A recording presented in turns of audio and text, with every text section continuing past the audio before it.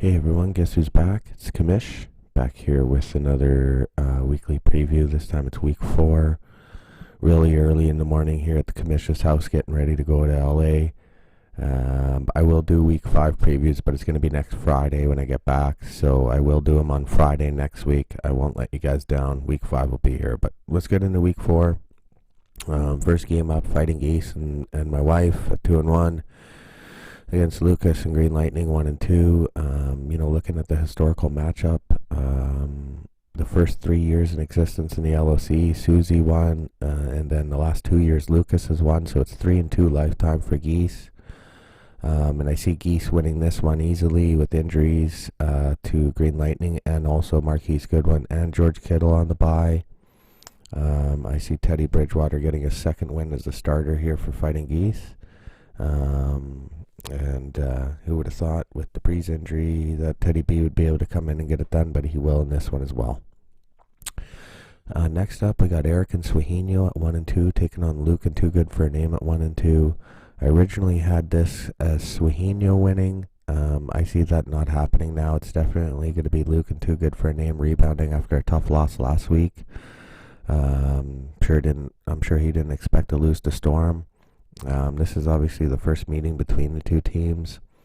Swahino, he's just got too many injuries. Lots of players playing at home though, which is originally why I picked Swahino, because Too Good for a Name has a lot of guys on the road, especially Brady and Buffalo. Hostile environment, first place in the division on the line. Josh Allen looking to prove himself, but I still think Brady gets it done. I think Too Good for a Name gets it done, so I changed the pick to Too Good for a Name. Next up, divisional matchup as well, as Swahino and Too Good was as well. This one is a Maple Leaf division matchup. It's Krista and Storm at 1-2 versus Milan in the 6, 1-2. Looking at the history here, it was crazy. 2014 and 2015, Milan won a game each in those years. But over the last 3 years, these teams have met each other twice, and Krista's won every single one. So Krista 6-2 lifetime, wow, versus Milan. And guess what? I see it continuing. I picked Storm in this one. Even before what's happened here, Barkley out for the 6, Breida on the bye, no quarterback with Jimmy Garoppolo out. Enough said. Easy win for Storm. Next up, got Ellie Island 0-3, taking on Brandon and the Architect 3-0. It's first last in this one, first 20th. So I think you already know who's going to win. Yes, it's going to be Brandon and the Architect. But last year, Ellie Island is 1-0 versus the Architect, so I'm sure the Architect would love to get off the schneid there. No running game for Ellie. It's Rosen versus Dak for quarterbacks. The only bright news for Ellie is maybe AJ and Green will come back, but easy win for the Architect here in this one. Next up, we got another divisional battle. It's an American divisional battle. Ryan and Deuce Bombers 1-2, taking on Matthew and Cape Cod Sharknado 1-2, both coming off wins.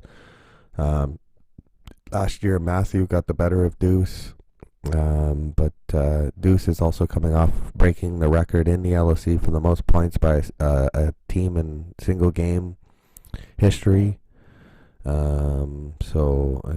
That was going to make it very tough for sure. For Cape Cod Sharks, I think everyone would have to have the game of their life for him to win. I think this one's an easy one for Deuce Bombers. I got Deuce Bombers for sure. Next up, I got another divisional battle. This one could have been the game of the week. It's Chris and True North 2-1 versus Danny and Billsy Bobs 3-0.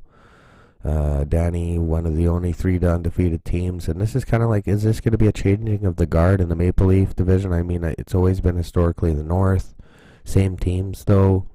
And for me, I look at the historical record between these two. Chris beat Danny in 2017 and again in 2018.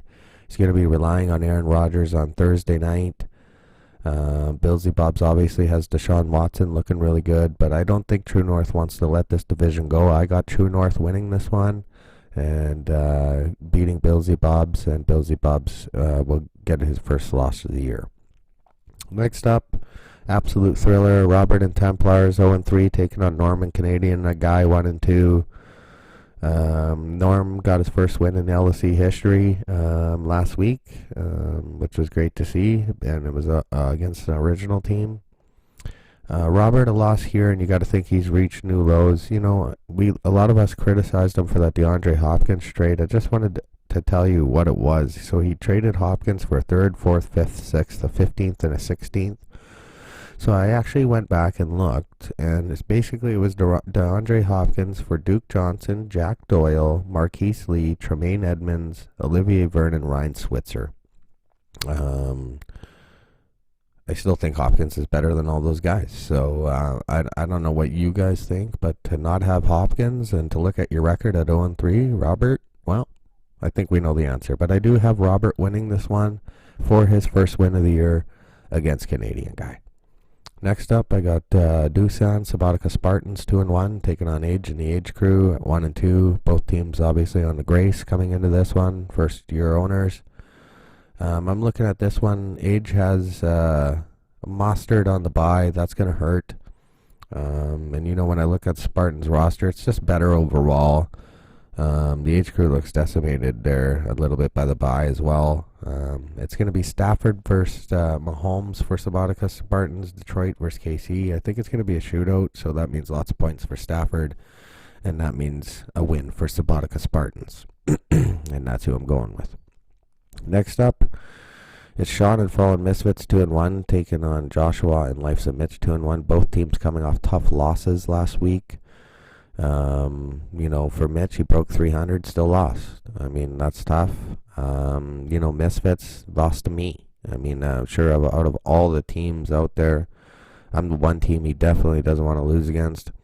Looking at the history of these guys, they met once in 2016. Joshua got the better of Sean.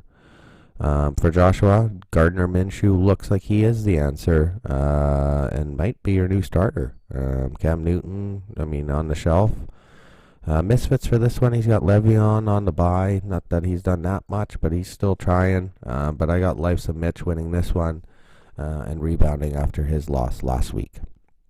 Last up, we got the game of the week. It's the Battle of the Brothers, and they're in the same division now. Red and white, first place on the line in the red and white. It's myself at 3-0 against my brother Brian, 12th man, 2-1. For me, I already got my top linebacker and wide receiver on the bye, Neville Hewitt, Jamison Crowder, so some good guys that are going to hurt me in this game for sure.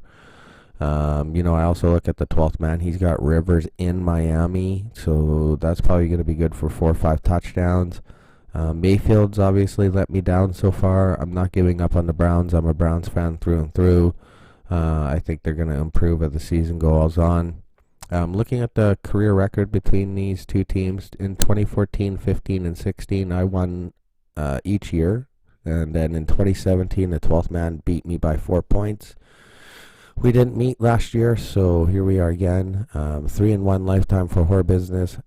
Because of my 2 guys on the bye, I am actually going to give this one to Brian and the 12th man. I think Julio will be the X factor. The heist continues, and Rivers will have a big day in Miami. Anyways, that's all I got for you guys this week. I'm on to vacation. I won't see you guys again till next Friday. Until then, I hope you guys have a wonderful week of fantasy, and looking forward to being back full board when I get back. All right, have a good one, guys.